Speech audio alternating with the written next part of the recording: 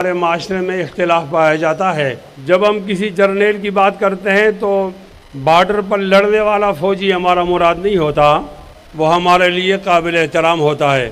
پاکستان ایک ایسی جگہ واقع ہے کہ اس کے مقابلے میں دشمن 7 گنا بڑا ہے۔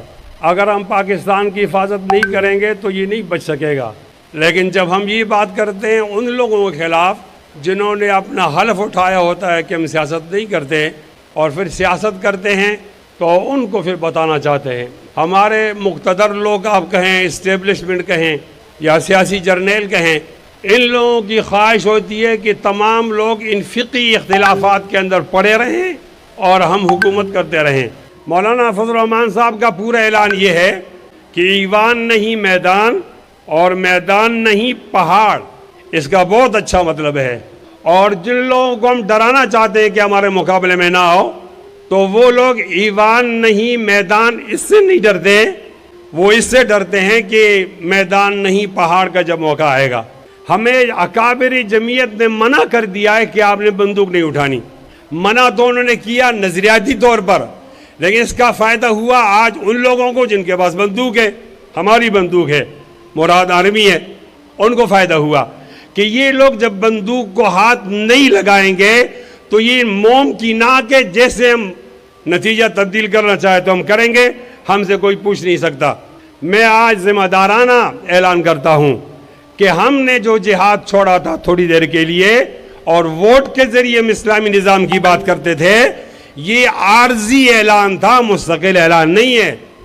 آج جب آپ نے جمہوریت سے لوگوں کا اعتماد اٹھا دیا اور آج پیسے لے کر آپ نے اسمبلیاں دلوائیں اور بیچیں اور آپ نے مال بھی کمایا، لوگوں کی رائے کو بھی تبدیل کیا، تو ایک بار پہلی دفعہ ہم نے سوچا تھا کہ ہم سیاست کو چھوڑ دیں اور جہاد اور انقلاب کی طرف آ جائیں، پھر ہمیں منایا گیا اور آج دوبارہ ہم یہ سوچ رہے ہیں کیوں نہ اس میدان کو چھوڑ دیا جائے اور پہاڑوں میں بسیرا کیا جائے۔ نبی علیہ الصلوۃ والسلام نے فرمایا ہے فتنے کے زمانے میں وہ آدمی اپنے ایمان کو بچائے گا جو آدمی آگے بڑھ کر پہاڑ کی چوٹی پر بکریاں چلا کر اپنے ایمان کو محفوظ کرے گا۔ غالباً آپ حضرات کو یاد ہوگا 2017 میں 7 سالہ کانفرنس ہوئی تھی، اسی طرح مجھے بولنے کا موقع دیا تو میں نے اس وقت کہا تھا کہ فوجیوں، سیاسی فوجیوں، کسی اور کا نتیجہ تبدیل کرتے ہو تو کرو، ہمارا نتیجہ تبدیل نہیں کرو۔ ہم لوگ گولی سے نہیں ڈرتے، ہم لوگ گالی سے نہیں ڈرتے، اور ہم لوگ بارش سے نہیں ڈرتے، ہم لوگ جالاباری برف سے نہیں ڈرتے۔ ہم اس علاقے میں ابھی نہیں آئے، ہم پہلے کے یہاں موجود ہے۔ ہمارا بایو ڈیٹا نکالو، ہمارا فارم بھی نکالو، ہمارا ڈی این اے ٹیسٹ کراؤ، ہم کون لوگ ہیں جو آپ کے ساتھ جمہوریت میں چل رہے ہیں۔ ہم شاملی کے مجاہدین کے بیٹے ہیں، ہم تحریک آزادی چلانے والوں کے بیٹے ہیں، ہم شہدائے بالاکوٹ کے بیٹے ہیں، ہم حاجی صاحب ترنگزئی کے بیٹے ہیں، ہم مولانا محمود حسن شیخ الہند کے بیٹے ہیں، انگریزوں کی آنکھ میں آنکھ ملانے والوں کے بیٹے ہیں۔ ہم نے پھانسیاں بہت دیکھی ہیں، ہم نے پھانسی کو سلام کیا ہے، ہم نے موت کو خندق پیشانی سے قبول کیا ہے، موت نے ہماری تعریف کی ہے، ہمارے اندر ڈر نہیں ہے، ہم ایک اللہ کو مانتے ہیں، اللہ کے سامنے سر جھکاتے ہیں، غیر اللہ کے سامنے سر نہیں جھکاتے۔ ہمارا یہ عقیدہ ہوتا ہے کہ اگر دل میں اللہ تعالیٰ کا خوف ہوگا، مخلوق کا خوف نہیں ہوگا، صدر کا خوف نہیں ہوگا، جج کا خوف نہیں ہوگا، جرنیل کا خوف نہیں ہوگا، اور جب ہمارے دل میں جرنیلوں کا خوف آ جائے، ججز کا خوف آ جائے، پھر یہ مشرک ہوتا ہے، موحد نہیں ہوتا۔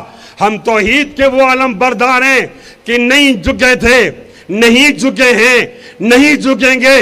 اللہ تعالیٰ نے ہمارے ضمیر میں سر بلندی رکھی ہے، ازل سے رچ گئی ہے، ازل سے رچ گئی ہے سر بلندی اپنی فطرت میں، ہمیں تو ٹوٹنا آتا ہے، جھک جانا نہیں آتا۔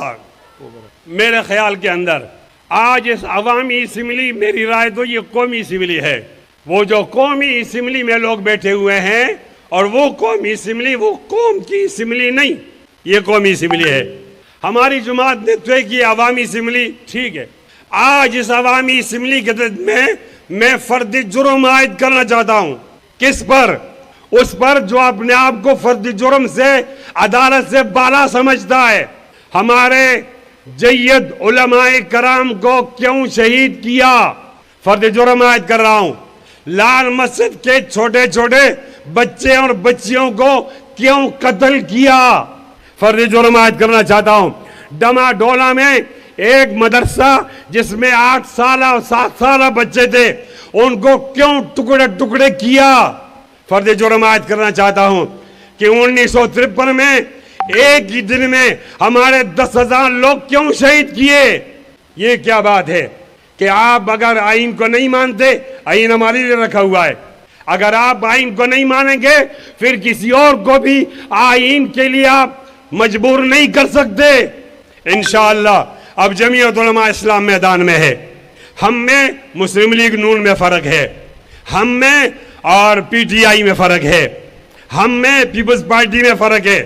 آج تک کوئی جماعت والا ہمارے موقف کو جھٹلا نہیں سکا. 2018 میں بھی دانلی ہوئی تھی، لیکن اس دانلی کا فائدہ عمران خان کو ہوا تو کہا وہ دانلی ٹھیک ہے جس کا فائدہ عمران خان کو ہوتا ہے.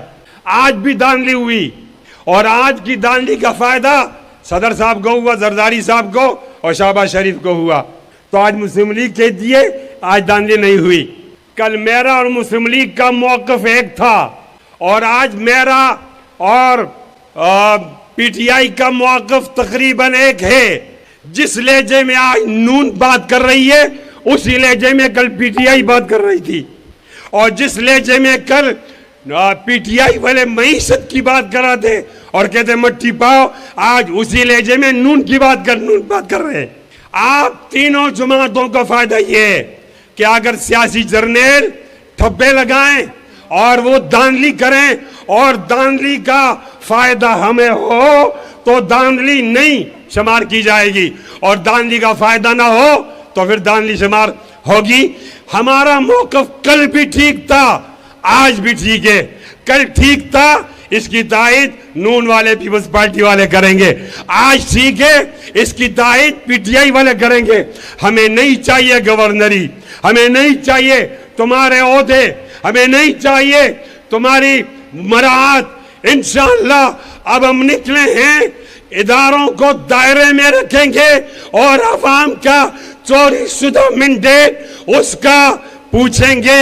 بولو انشاءاللہ. ہمارے اس موقف کے لیے قوم نکلے. اگر قوم کی بات نہیں مانی گئی تو ہمارے پاس پہاڑ جانے کا راستہ موجود ہے، ہم سیاست کو چھوڑ دیں گے.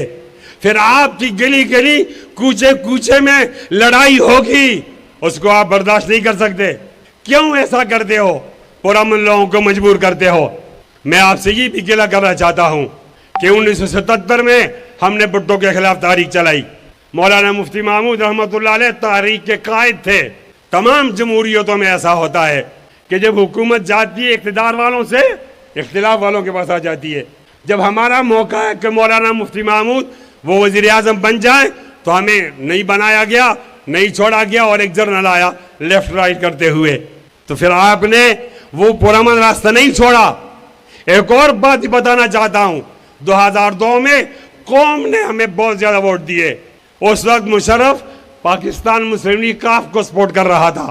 ہمارے خلاف صوبائی اسمبلی میں 10,000 ووٹ ڈالے گئے اور قومی اسمبلی میں 20,000 ووٹ ڈالے گئے. ہمارے جن لوگوں کی لیڈ 20 سے کم تھی وہ ہار گئے، پھر بھی ہم جیت گئے. اندازہ لگاؤ، مولانا فضل الرحمان ہمارے وزیر اعظم کے امیدوار بنے. پوری آئی ایس آئی، پوری ایم آئی، سارے پاکستان کا خزانہ لے کر وہ گھومتی رہی اور آزاد لوگوں کو خریدتی رہی. جب مقابلہ ہوا تو جمالی 1 ووٹ سے جیتا. اس کا معنی یہ کہ قوم ہمارے ساتھ تھی اور آپ نے ہمارا راستہ روکا. ہم انقلابی روکیں، ہمارا راستہ مت روکو، اس لیے کہ اگر آپ راستہ روکو گے تو یہ نقصیر کا خون ہے، اس کو ناک سے آنے دیجئے. اگر آپ ناک سے نہیں آنے دو گے تو یہ اپنا راستہ خود بنائے گا اور اس راستے کا نام ہے انقلاب. مجھے بہت زیادہ فرمائش ہے کہ ساتھی کہتے ہیں کہ وہ جن اشعار میں ان کو سنایا کرتا ہوں وہ ضرور سنا دیے جائیں.